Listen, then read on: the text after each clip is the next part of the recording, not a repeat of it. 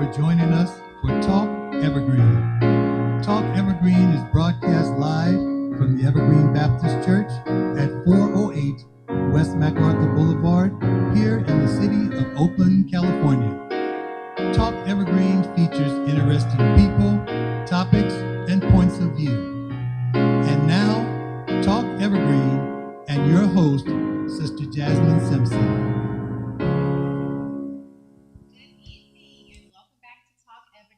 My name is Jasmine Simpson, and I am the director of the Young Adult Ministry here at Evergreen Missionary Baptist Church of Oakland, California. If you have not already done so, make sure you like, comment, subscribe, and share this live broadcast. List your city and state in the chat.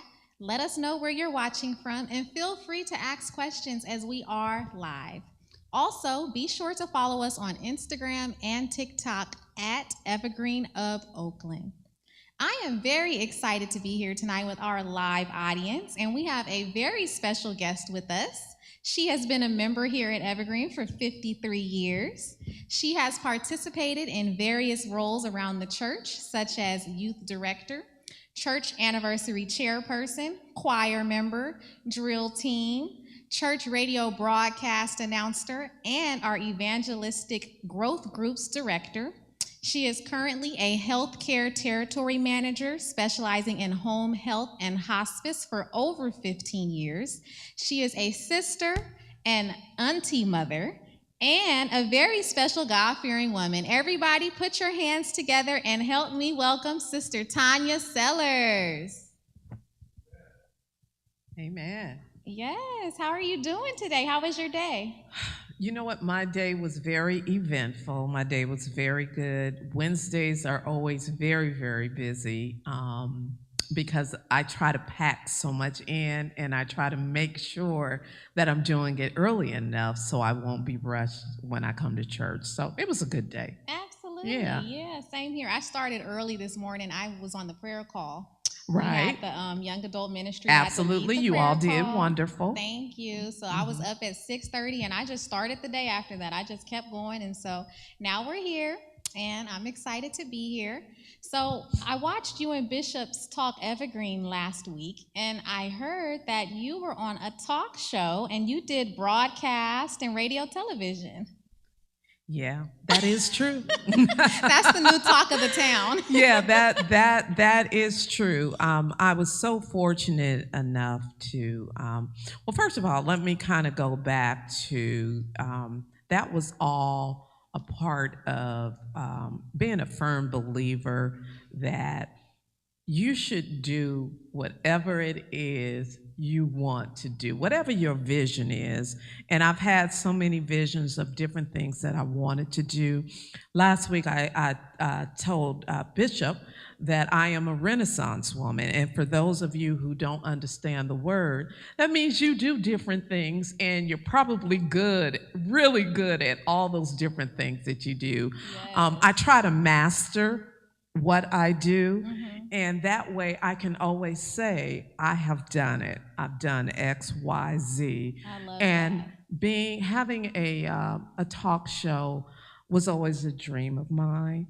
And what I had to do was I had to investigate. I had to find out, how can I do this? Where can I go? What television studio can I use? Who can I get to help me, more importantly? And God just sent me angels. One of the angels that he sent me was our own brother, Donald Taylor. He was our master cameraman, and we Wow. just all learned together. We learned together, and we did such a great job. We interviewed quite a few people from Evergreen and different people within the Bay Area. So it was something that we were very, very proud of. Now, did you meet Donald here? Like, did you guys know each other here, and you guys decided to do that from you knowing him here? Knowing him here, I just asked Donald. I asked Donald and a couple of other gentlemen, and Donald, he's such a sweetheart. He was like, yeah, of course. Wow. Yeah, I would love to do it. And Donald was so faithful. Donald, along with the other camera people that we have had, our director that we had, everybody was so faithful because everybody had the vision. And people have to be able to see your vision. They do. You have to be able to articulate your vision. And they understood what I was trying to do, and we were all successful. I love that. And see, there's so much talent here at Evergreen because who would have thought then you would have known Donald and he would have knew how to do all of that and you guys would have put together something so lovely. Well, he didn't know how to do it. We were trained. We were all trained together, at the studio.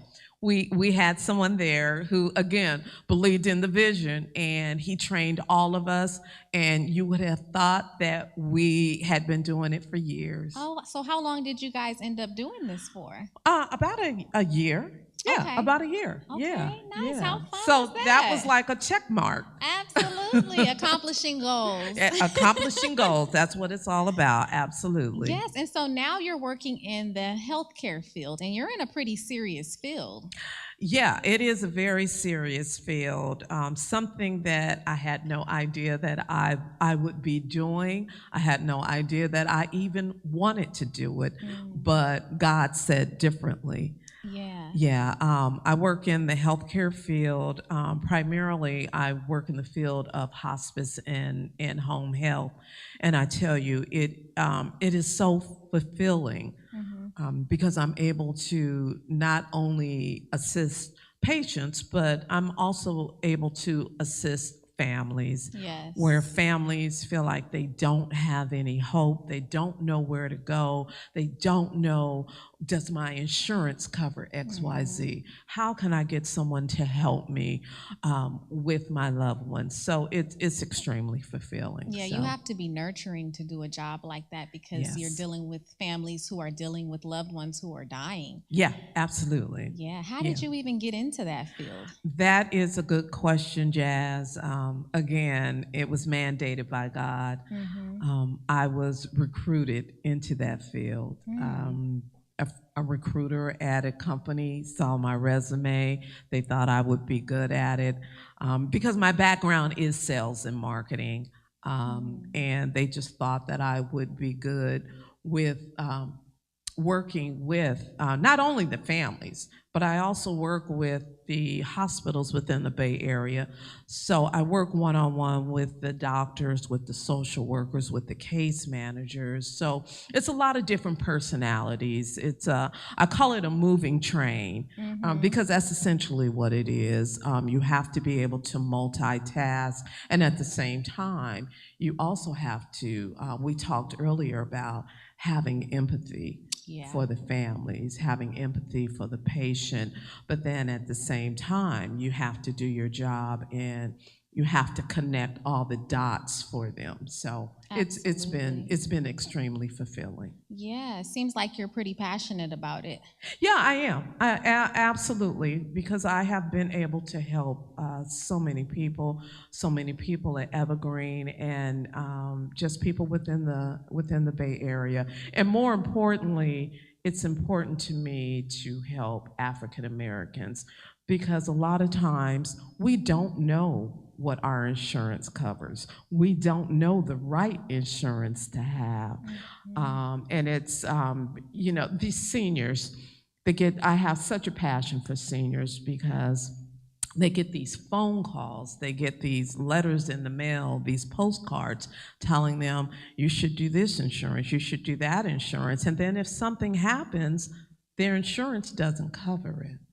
So I'm glad I'm able to talk to them to help them to understand the different insurances and how it can benefit them in the long run. Absolutely. I know we were talking before we went live in regard to just dealing with loved ones and being caretakers and when they pass away. And I remember when my grandmother was sick, I didn't know anything. And so when she did go on hospice, just the team that was there to help support. Sometimes you guys are more support than the own family. Oh, absolutely. Yeah. And that is key, and I'm so glad you brought that up with hospice. A lot of people, there's the misconception of, hospice, the H word, that's what we call it, the H word. No one wants to talk about it, but the important thing to know about hospice are the hospice benefits. There's a lot of them. Yeah, a lot of benefits, and especially for the caregiver like yourself. You were a caregiver. I was a caregiver.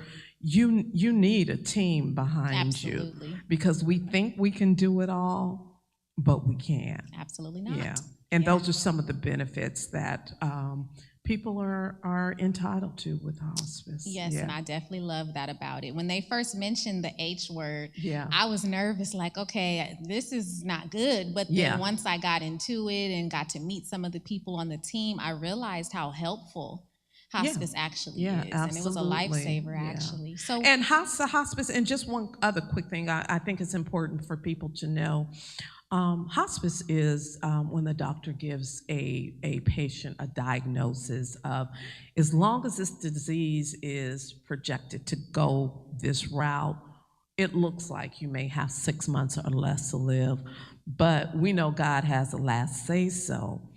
And there are so many people who actually graduate from hospice, and that's what we call it. They graduate from hospice. Some people have been on hospice for 2 years, 3 years, 4 years. So it's not always a death sentence. Again, it's all about getting that extra support that a person will need. And keeping them comfortable. Yeah, keeping them comfortable. My grandmother, she was on there for about 4 months. Okay. Which was longer than I expected, because sometimes you hear hospice and think 2 weeks. So, yeah. Studies show that people live longer when they have hospice because they have that care team available to them at all times. Absolutely. So what does work look like on a day-to-day basis? Like, are you back office or are you hands-on with the family? Are you with the patients? What are you doing on a day-to-day? That's a good question. On a day-to-day, I'm really mostly hands-on with the doctors and with the case managers at the hospitals.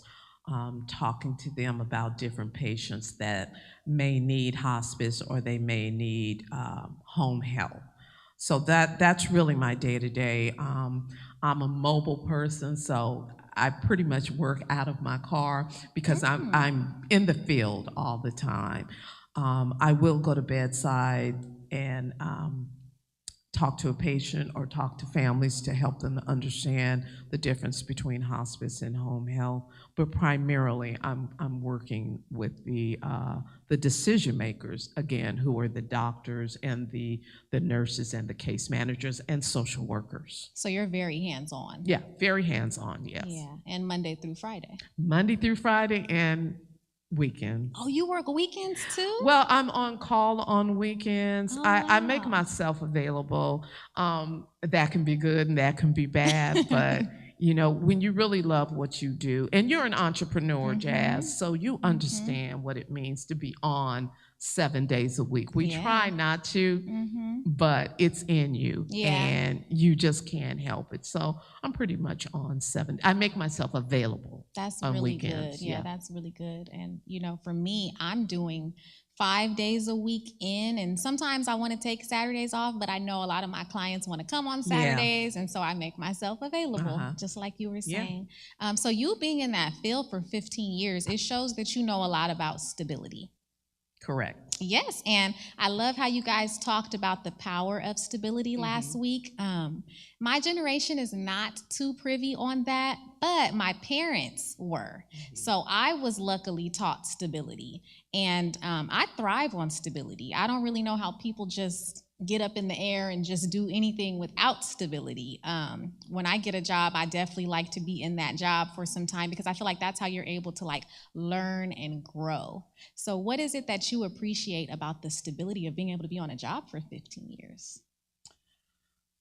Let's see. I appreciate with stability that being a stable person really tells who you are. It tells a lot about you.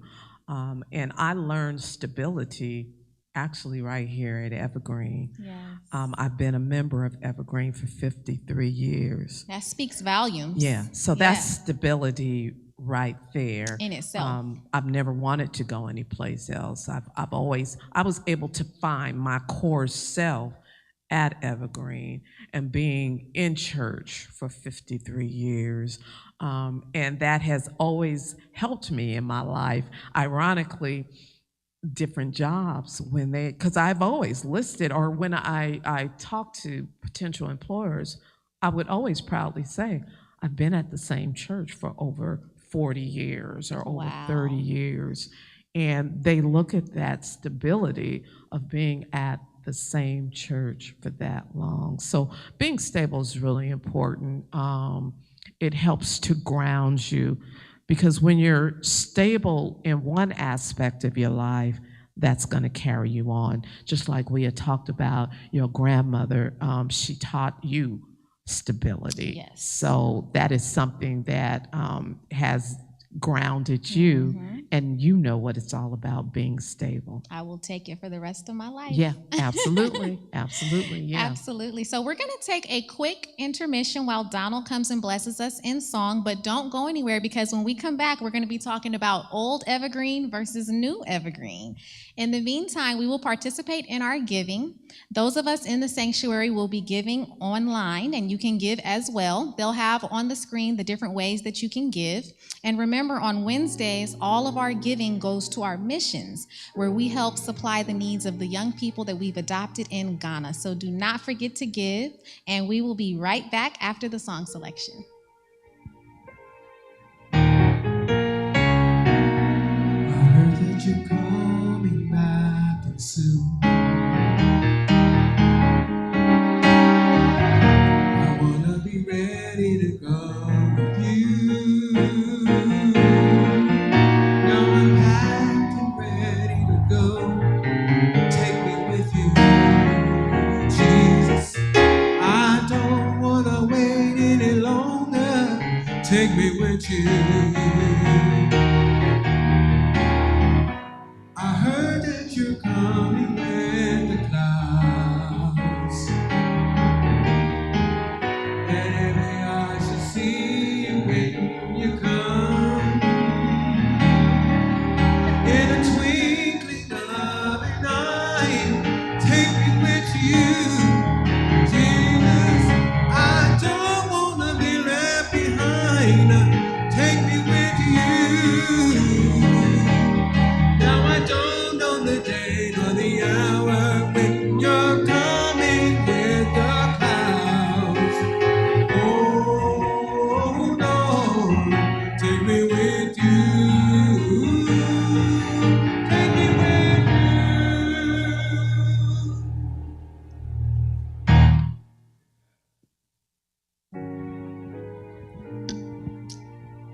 Amen. So you and Bishop talked about how you guys loved church back in the day, and you guys will go all day on Sundays. And I was so intrigued by that because we're barely making it to 3 o'clock services now. How would you say that the outlook of church has changed from then to now? Wow, another good question. Again, I've been a member of Evergreen since I was 7 years old. And we just grew up. I think we probably had 4 or 5 different services every Sunday. We had early morning Bible class, we had Sunday school, we had church service, we had BTU, and we had night service. So we had 5 different services every Sunday. Wow. And every Sunday, it was just instilled in us. It was no questions asked.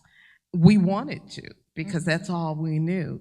Every Sunday, we would be at church all day long. On Saturdays, we would be at church all day long because there was always something for us to do. And I think that's a big difference between church then and church now.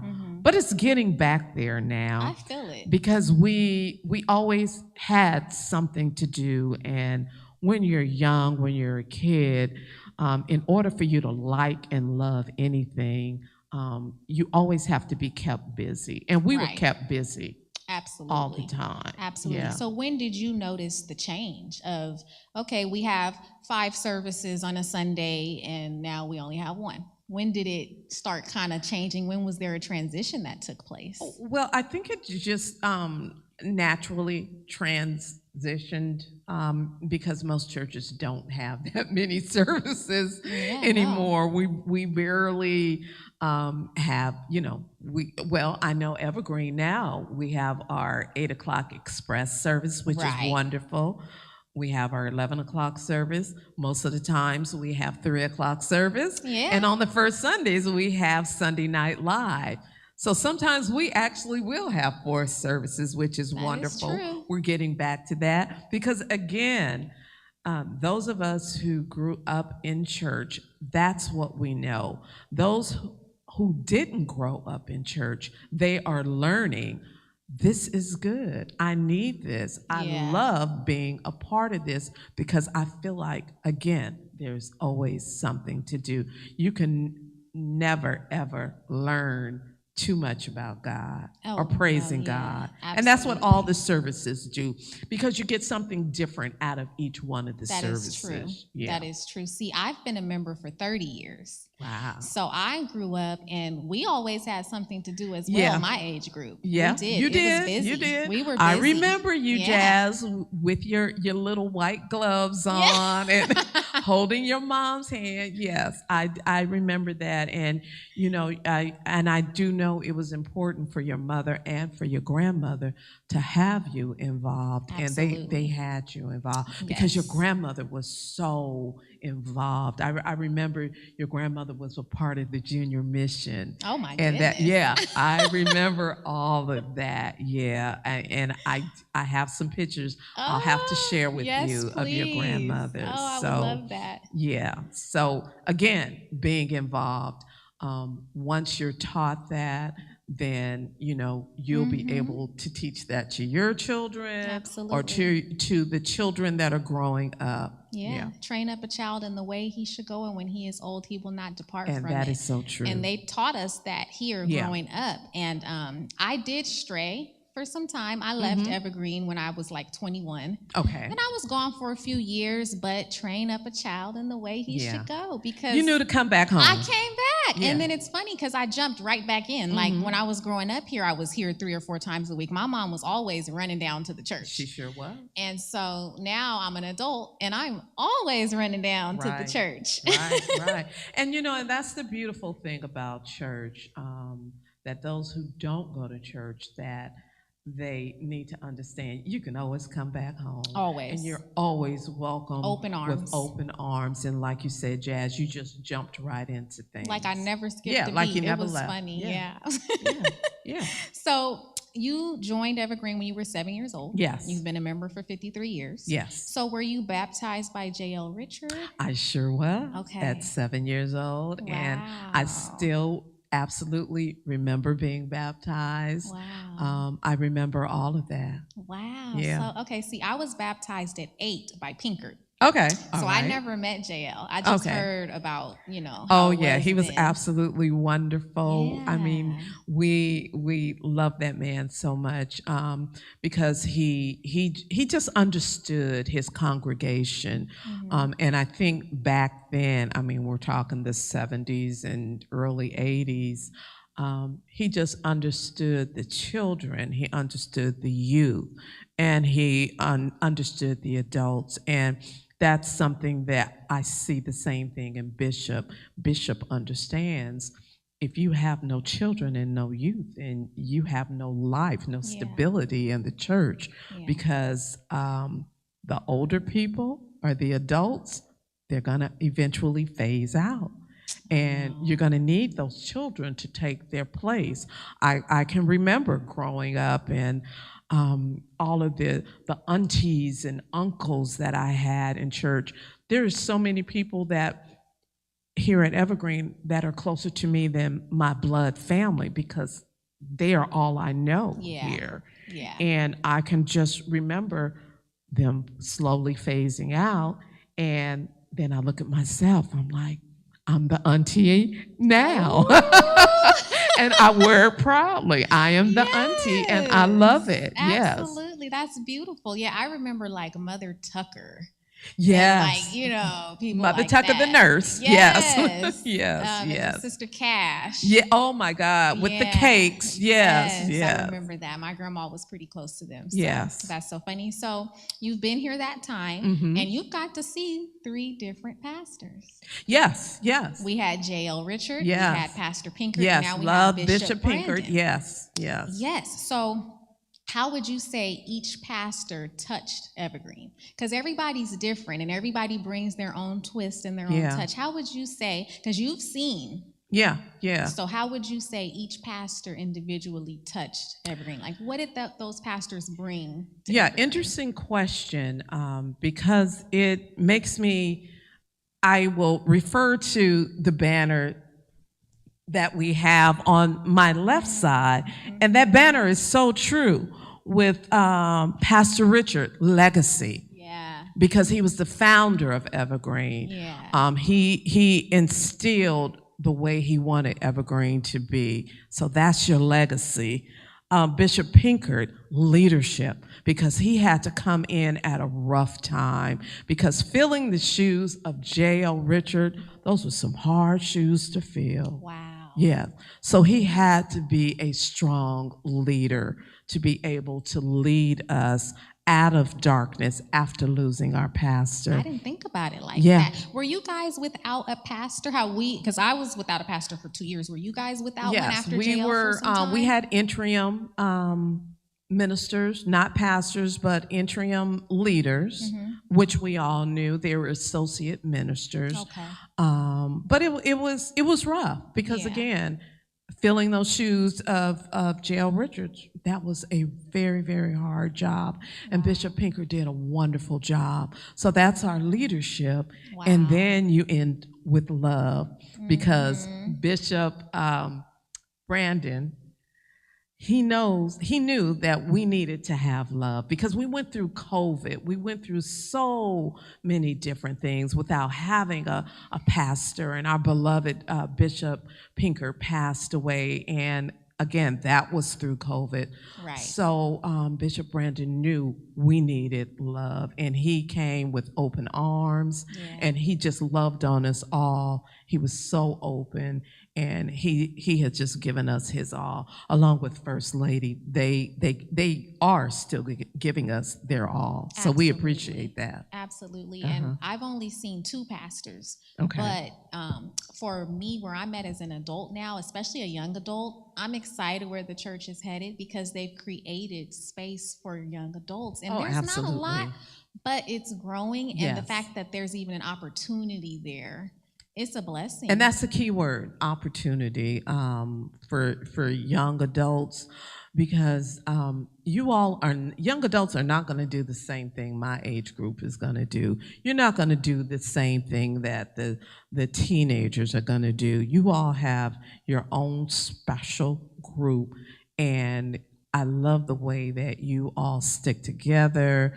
Thank you. You all love the Lord. Yeah. You want to work for the Lord, and you bring others with Yeah. you. Yeah, and that's what it's all about, spreading the Absolutely. gospel. And you all are not ashamed. Not at all.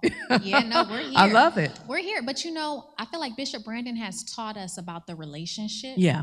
with God, because when I left for some years, I didn't have a relationship. You know, like I said my grace. Yeah. But I said my prayers before I went to sleep. But just the day-to-day communications and just the meditating and the reading of the Bible, I was not doing that because I didn't know. And so now that we know, it's like I want everybody to experience what we're experiencing, Absolutely. because it's And different. that's a good segue to our Wednesday night classes, our Yes. evangelistic growth groups that we have every Wednesday night at 6:30. We are relearning how to become disciples, because that's what it's all about. We have to go out and we have to spread the gospel. And even though I've been a member of Evergreen, I've been a Christian for 53 years, all of those 53 years have not been filled with, okay, I know what I must do. I must spread the word.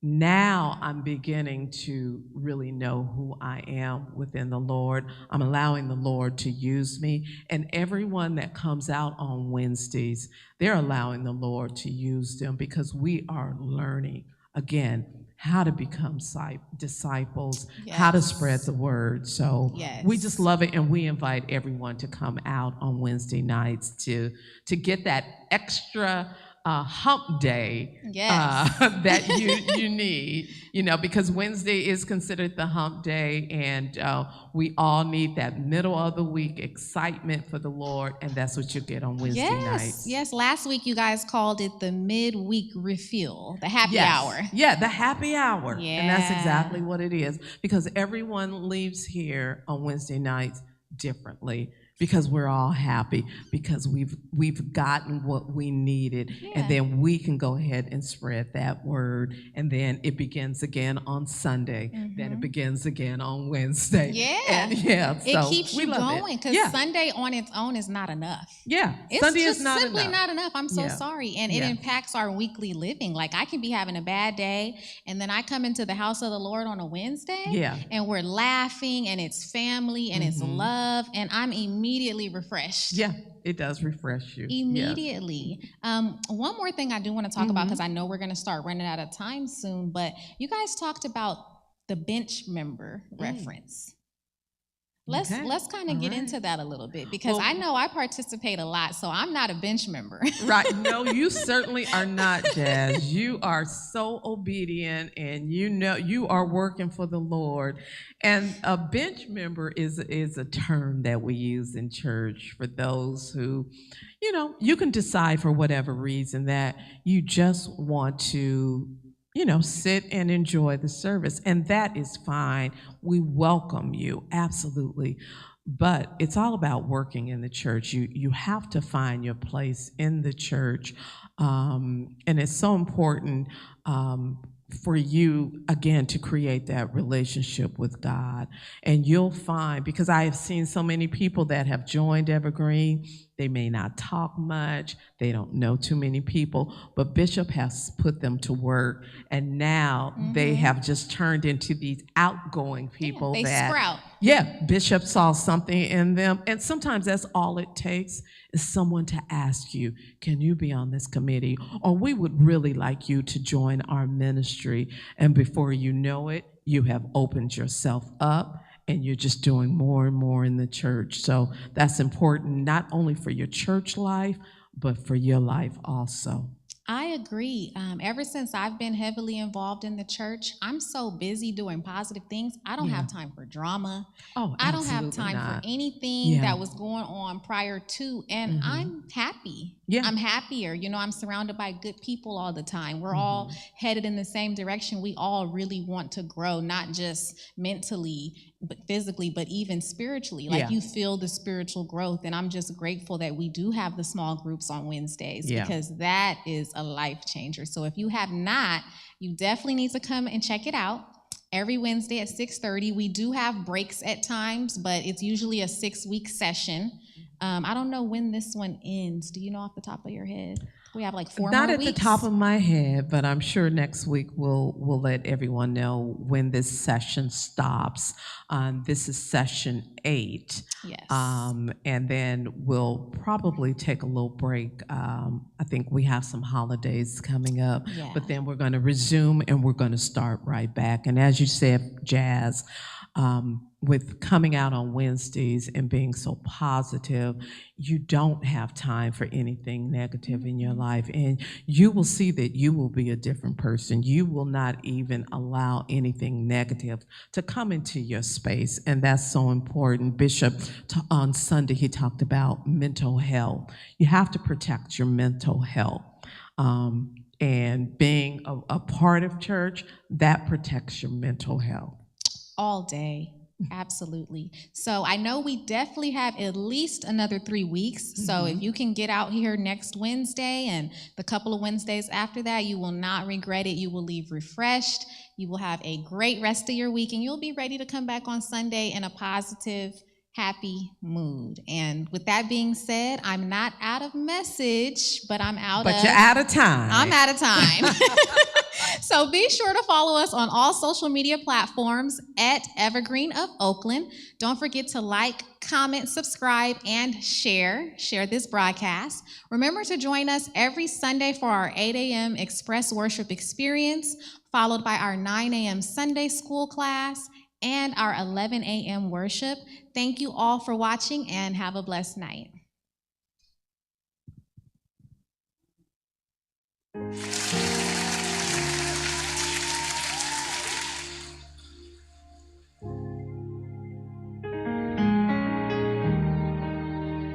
Trials are on every hand, but we try.